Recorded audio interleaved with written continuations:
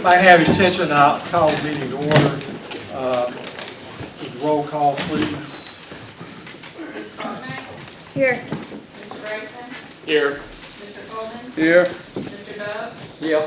Dr. Dozier? Here. Mr. Freeman? Here. Mr. Gunn? Here. Ms. Hartine? Here. Mr. Jackson? Here. Mr. Jones? Here. Ms. Lebanon? Here. Mr. Lee? Here. Mr. McIntyre? Here. Mr. Moore? Here. Dr. O'Kelly?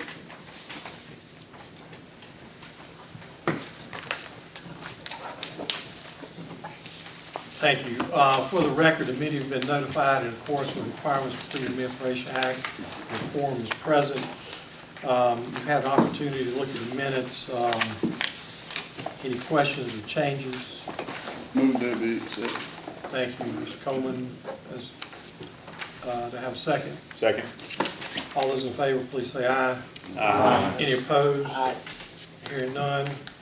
Minutes stand approved. With that, we move into our committee reports. Executive Affairs, only thing I'll say on that is that this is kind of our retreat where we reviewed a number of issues related to university funding, facilities, a variety of things when we got here earlier today, a little after 12, and working lunch. No action was taken, and I think the President will review some of those when he gives his report. So if we can, we'll move on to Academic Affairs and Accreditation. Mr. Moore. Thank you, Mr. Chairman. Today we heard from the Chair of the Faculty, Dr. Sharon O'Kelly, who reported that there are 17 new members of the faculty beginning this fall. Each new faculty member attended a new faculty orientation the Friday before classes started. In his enrollment management report, Dr. John Rowan reported that the fall 2024 enrollment is up over 2% compared to last year. The Office of Admissions has already begun recruiting for the fall 2025 class, and there will be 2 open houses this fall, as well as 2 Saturday showcases, which will serve as workshops for students and families as they prepare their applications and financial assistance. We heard an update from the McNair Institute from Dr. Jennifer Tatansky Hooper. In addition to relaying information on scholarship and travel opportunities for the McNair scholars, she also shared updates on the research initiatives through the Institute, including the ongoing research projects at the Bell Baruch Institute for South Carolina Studies at Hopcobb-Barony. The Institute also named 2 new McNair Fellows for the year, Dr. Delilah Clark, Assistant Professor of English, and Dr. Jason Dahl, Assistant Professor of Biology. Each will work throughout the year on expanding campus sustainability efforts through research and grant writing. We also heard from Dr. Mark Blackwell, who provided an update on international programs. This fall, Francis Marion is hosting 13 exchange students from the UK, France, and Germany. 7 of the 13 are staying for the full academic year, and Francis Marion has 1 student studying abroad this fall at Carlow College in Ireland. We heard from the academic deans today who discussed work going on in their areas, and we want to just take a minute for a few highlights. The College of Liberal Arts reported that the BA, BS in Criminal Justice that the board approved last year was approved by the Commission on Higher Education in August. The new major is now enrolling students. Additionally, Francis Marion is working with our technical college partners to develop transfer agreements so that those students holding a 2-year degree in criminal justice can make the seamless transition to Francis Marion to complete their baccalaureate degree. 3 Francis Marion University health physics majors were selected in a national competition to receive scholarships from the Department of Energy Nuclear Energy University Program. The 3 students received up to $10,000 each to support their studies this year, and Francis Marion is the only institution in South Carolina to have scholarship winners in this program. The School of Education reported that the BS in Autism Studies that the board approved last year was approved by the South Carolina Department of Education in August. The new major is now enrolling students, and other programs starting this fall are the Occupational Therapy Doctorate and the Doctor of Psychology. That concludes my report. Thank you, Mr. Moore. Any questions or discussion? Mr. Moore? Hearing none, we'll move on to Mr. Freeman, Development Alumni Affairs. Thank you, Mr. Chairman. We had a very good attendance in our meeting just a little while ago. Just to cover some events. We had there's going to be a scheduled sporting clay tournament. It's going to be on October the 18th, 2024 at the Moore Sportsman Preserve. It was a very good success last year, and hopefully going to do the same again this year. For the Education Foundation, they have had several gifts. Couldn't tell you the monetary amounts at this time, but the Harry Dixon Patterson Endowment Scholarship was developed, the Jenny Johnson Endowment Music Scholarship, Dr. Bruce and Lee Nursing Scholarship Support, and then also the Duke Energy Grant. There hasn't been any press release just yet on the amounts, so that's why she couldn't give me those numbers. For his regional and community affairs, Dr. Steve Gately Gallery, the Warrens Faction, and FRAA Small Works Jury competitions by Mr. Mark Martinez is displayed. Also on September the 14th, Ken. There's going to be music by Billy Joe and Elton John. They won't be there, but it's going to be their music. Okay? It's going to be based by Mr. Mike Cavanaugh. Center for the Child maintains enrollment. Currently between 40 and 45 students is in that right this time. The local government institution, leadership institution, will be, the first session is going to be October the 2nd through the 4th, and it's going to be approximately 65 people attending that particular class. And then for the Fred R. Shaheen Nonprofit Leadership Institution, first session is going to be September the 19th to the 20th, and be approximately 35 to 37 people attending that class. For his alumni affairs report, Mr. Lee Daughtry, we're going to have a fall after hours in Columbia. The time and date has not been set just yet and location, but that will be coming out soon, so please follow them on social media to get those dates and times. We're going to have, again, on November the 13th, which will be the day before our next board meeting, we will again have the Lifetime Membership Oyster Roast. That was very, very well attended last year, and so very, very successful. I think everybody had a fun time there. Also, another event will be the Florence After Hour, but it's combined with the Florence After Hour / Senior Toast, and that's going to be on the Thursday before commencement. And so that is what they're doing is that's going to be the actual where the seniors are just getting ready to graduate. That's going to be their first alumni event. And then also there's coming out pretty soon is we're going to have a flyer coming out for a new lifetime membership campaign. Standard lifetime memberships is costing $400, so anyone that doesn't have one, please join. Currently there's about 600 members that is on the lifetime membership. But this year, if for $500, you can get a brick and also install right over here on the alumni walkway going back to the University Administration Building. And so, but if you just want to just buy a brick, it's still $100. We are always taking in money.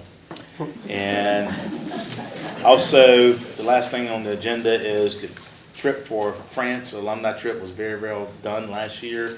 And so this year, that was going to Dublin. So this year, they're planning on going to France to it's an 8-day, 7-night trip. It's $3,200 plus airfare. Some people may want to use frequent flyer miles for that, so that's the reason why the airfare is not included in that. But this also will be some information study coming out about that. So just here again, keep in touch with your social media. And if you have any questions or comments, you can dial Mr. Lee Daughtry directly, and he'd be more than happy to fulfill you on that. Mr. Chairman, that concludes my report. Any questions, additions, discussion? Hearing none, we'll move on to Mr. Jackson and his report, and I think he has a resolution to propose too. Thank you, Mr. Chairman. We reviewed our budget summary report that's included in your packet, and those revenues and expenditures are all at expected levels for this time of the year. It includes a $78 million operating budget and $177 million in total revenues and inflows. The financial assistance tab reflects our continued commitment for institutional support for scholarships, as well as the 4th year of increased support for the South Carolina need-based grants. And also our student and parent loans have decreased significantly because of our increased aid from other sources. We received an update regarding the construction projects on campus. You all have seen what's been happening here, and I'd like to thank Ralph Davis and his team for doing a great job. They've been working real hard. And we appreciate that, and it's recognized. Dr. Carter's going to speak more specifically to those projects during his remarks, so I won't go into all of them. The resolution we want to present is Resolution 924, and it authorizes the next phase of renovation to the village apartments, not to exceed $2 million, with those funds provided by the FMU Development Foundation, and that will be, we just finished the exterior renovations and the flooring replacement, and this next phase will focus on additional interior renovations. So that is being presented by the committee for your consideration. Thank you, Mr. Chairman. So we have a unanimous recommendation for the resolution. I have a second. Second. All those in favor say aye. Aye. Any opposed? Hearing none, resolution passed. That concludes my report. Thank you. Any questions before we move on? Any discussion? Now's the time. All right. Hearing none, Mr. Stephen Jones, Student Affairs and Athletics. Thank you, Mr. Chairman. Good afternoon, everyone. Student Life and Athletics Committee met this afternoon. We were joined by Latasha Brand, Vice President for Student Life and Dean of Students, and also by Murray Hartzler, our Athletic Director. We started our conversations being led by Dean Brand, discussing Student Government Association. She was giving this report in lieu of Ryan Dixon, who was our SGA president for this year, who was not able to be with us. He was in class, so we'll give him a pass on that. Future events that SGA has coming up for this year, their primary goal is to increase awareness of SGA on campus and get new members to serve. One of the initiatives and ways that they're hopefully going to be able to do that is the launch of service scholarships for SGA officers and senators. And I think that's a $500 award for officers, $500 award for senators and $250 award for officers. In late September, on September 26th, they're hosting a Rock the Vote voter registration event, trying to make sure people are registered to vote before the upcoming elections in November. And lastly, they're hosting a Commuter Appreciation Day event during the fall and spring, and the intent there is to connect with kids that commute to school and try and get them involved with SGA as well. Next, we've got SGA Senate elections coming up. Applications will be accepted through September the 13th, and elections will be held on from September 23rd through September 27th. There are currently 25 Senate seats in total, with 5 of those being reserved for incoming freshmen. Next, we turned our discussions to the Student Life Office.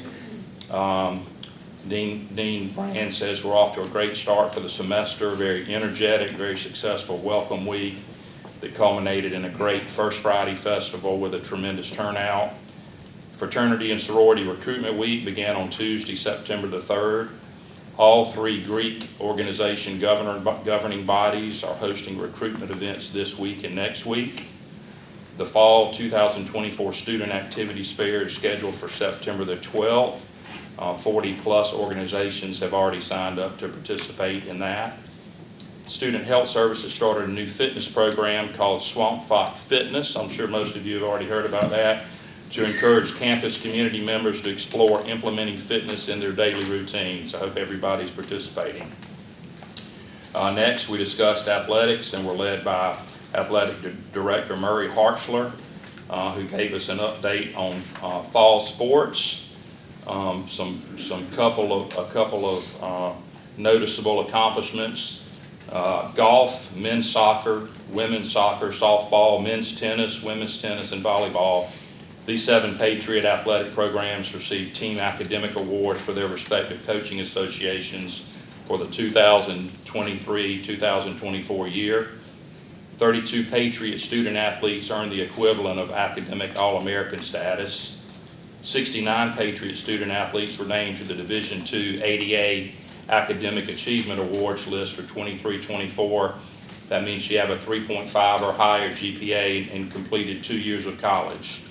The number of student athletes has increased significantly over the last several years. The number of student athletes as of August the 30th of this year was 393.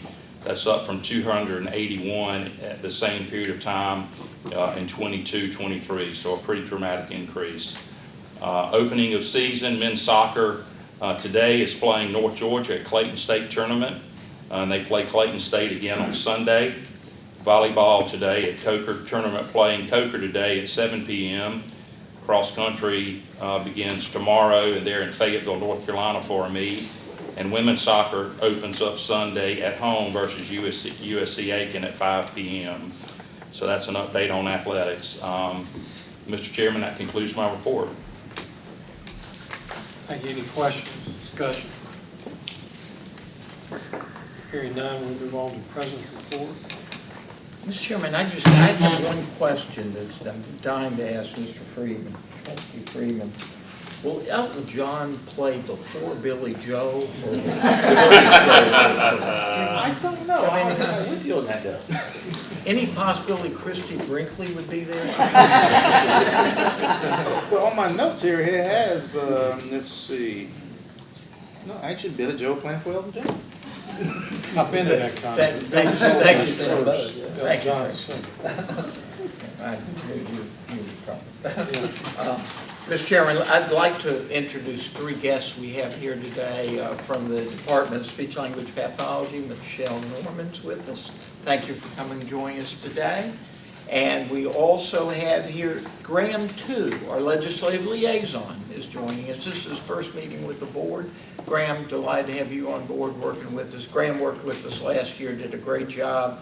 Delighted to have him with us again this year. Thank you all so much. Appreciate it. And I see an old face in the back, a face from times past. Is that Tucker Mitchell back there? Disguising himself as a common name. It's good to have you with us. Thank you. You know, I had the opportunity today during the retreat to speak for almost 2 hours, so I'm virtually speechless. Virtually. Let me just talk a little bit about what's happened during the past 6 months on this campus and recognize a few people for what's been done. The renovation of the Student Center, we waited a long time for that to be done. You know, we had to go around and around with that contractor to get the price right and get the work done. And there are two people I want to thank for that: Ralph and his crew, and Murray and his crew, because those two areas came together very, very well and made that thing happen. That's a beautiful renovation of that Student Center, and I think that should last us for at least the next few years. So, gentlemen, thank you for that effort. We were able to finish the construction of the engineering workshop, something that we've waited a long time for. Thank the provost and her staff for doing that. Thank Derek Gokish and the physics and engineering department for all the fine work they did. Now our engineers truly have a playground they deserve on this campus, and I know they'll put that workshop to great use. We completed the education business building. I'll defer any comments on that. We'll be talking about that in a few minutes, but I do have to say, it took 25 years. It was worth it. It's a grand building. If you haven't seen the building tonight, even if you can't stay for the event, please go over and look at the building before you go home. It's a building worthy of being at Francis Marion University. Across the road, this past week, SLED did the groundbreaking on their new building. As many of you know, that's something that we've been working on for a number of years. First Senator Leatherman was instrumental in that process. And Chief Keel was just a terrific partner. I expect that we'll have exactly the same, if not even a better relationship with SLED than we've had with the Department of Natural Resources. That's been a superb relationship. You know, just again, I go back to the fact that these are three agencies, DNR, SLED, and Francis Marion, where the employees and faculty and staff of these three entities all share common values and share common ethics. I made the comment at the groundbreaking, we're not simply welcoming neighbors, we're welcoming a broader part of our own community. So SLED coming on this campus and joining us in DNR will be a wonderful thing. I would also point out, for those of us that are always concerned about security on university campuses, that'll give us about 40 to 45 commissioned law enforcement officers on and off this campus during the course of the day. So I think if you're up to no good, this is probably one of the campuses I would avoid, given the presence of law enforcement on this campus. The other thing I want to comment about that, and I'll let it go, DNR has been a rich and fruitful source of internships and job opportunities for our students. And the 12 or 13 years they've been here, I expect SLED will find the same kinds of opportunities for our students. And I think many of our students will trek across that street to initially with internships that ultimately will become perhaps permanent jobs for them. So we're very excited about that. This summer we completed phase 2 of the village apartments. We're gradually working through. As you guys know, we did phase 1. COVID hit us. We came back, and this summer FBI contractors came on campus and completed phase 2. We did all the flooring in all those apartments. So we're getting there. Probably one more summer's worth of work, focusing on the bathrooms and focusing on the kitchens, and we'll have those village apartments looking as great as the villa apartments look in the back part of the complex. Again, a nice addition to the campus overall. We also this summer selected contractors and architects for our next 2 projects. The Circle Park building, which will be the C. Edward Floyd Medical Consortium building, which will be located downtown at the end of Evans Street. And by the way, this is the first time we've shown the rendering, but that's the first rendering of that building. It's cut off a little bit in the sides. The windows on the sides actually curve around a tad to conform to the circle on Circle Park. And you might not have been able to see this. I'll just take a second to show you this. This isn't the sun striking the front of the building. That, in fact, is a fountain. So that work will begin on that. The plans will be finished on that building in March, and work will begin on that building in March. We believe that building will be finished probably sometime during the summer of 2026, summer to early fall of 2026. And then we also selected contractors and architects for the construction of our forestry building. That's the building that will be located right across the street from the SLED building. And work will begin on that building probably in April or May of this coming year. The plans will be finished then. Construction will begin. We anticipate that building to be finished in December of 26 or January of 27. Those 2 buildings will be a wonderful addition to the campus. And we're very proud of the work that's gone into that. Again, my thanks to Ralph and Mike and Lee and Taylor and the whole crew that have worked so hard making that process occur. Campus signage, you may have noticed when you came on the campus today that we got rid of our old signs that made us look like a community college in southwest Arizona, and now we've effected a true collegiate work. And it's interesting, I heard a contractor last week saying they're putting a lot of that red brick on that campus. That's Francis Marion red. It is Francis Marion red, okay?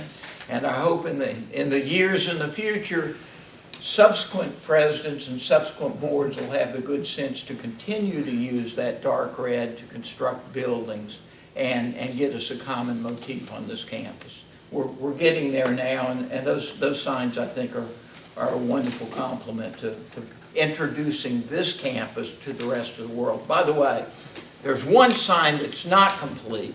That's that large sign in front of the building, in front of Stokes Building. You may note that's out there. That's the big sign set right behind Even Bigger Fountain. Finally, the repairing and repaving of the roads and the parking lots. Everybody in this room knows that we put that off for a while because we wanted to get the construction completed. We didn't want to pave and then come bring heavy equipment onto roads and tear up the roads and redo. So we waited and got all that done. We had a tight window of a few weeks, but my friend Ralph Davis found a way to get everything done. And our contractor on that work, Thompson Turner, did a terrific job working with us to get, I think the last parking lot was finished the weekend before classes began. So we were able to get all that finished. So we're going into a good year. As John Rowan told the committee a little earlier, our enrollment's up a little over 2%. We're at 4112 students. That's the highest enrollment we've had here in the last 6 years. We're very optimistic about that. We're optimistic about our new programs and our doctoral program in occupational therapy and our baccalaureate programs in criminal justice, our doctorate in psychology program, and we're especially proud of our new program in autism studies. Graham, you and I know that wasn't an easy trip to get done, but it was an important program for this state to have, and Eric, it'll be a very distinctive program for the state to have. Mr. Chairman, that concludes my report. We'll see everybody across the way at, I think, 5:30. Thank you, President Carter. Any questions for him? Any discussion? Any unfinished business? I'm not aware of any. Maybe next time. No new business this time. No need for executive session. So with that being said, do I have a motion to adjourn? So moved. Meeting is adjourned. Thank you.